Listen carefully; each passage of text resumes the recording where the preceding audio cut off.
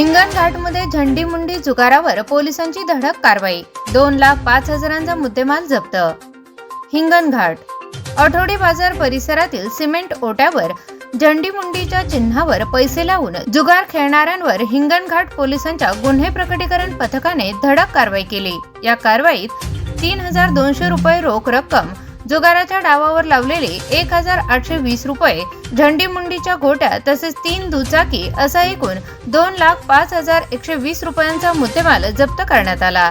या प्रकरणी मंथन गणेश जुमडे, सचिन माधवराव शेंडे, सागर दादाराव सातघरे, प्रफुल्ल हरिहर बिजेवार यांना ताब्यात घेण्यात आले असून संजय थुतरकर, आकाश चौधरी व एका ज्युपिटर चालकासह 3 पसार आहेत। सर्वांविरुद्ध जुगार कायद्यान्वये गुन्हा दाखल करण्यात आला आहे।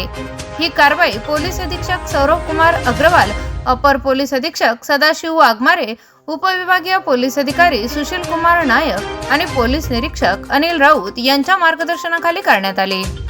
कारवाईत सहाय्यक पोलीस निरीक्षक पद्माकर मुंडे, पोलीस हवालदार प्रशांत ठोंबरे, पोलीस नाईक राजेश शेंडे, पोलीस शिपाई आशिष नेवारे, मंगेश वाघमारे, रोहित साठे यांनी सहभाग घेतला। HT न्यूज मुख्य संपादक अब्दुल कादिर बख्श।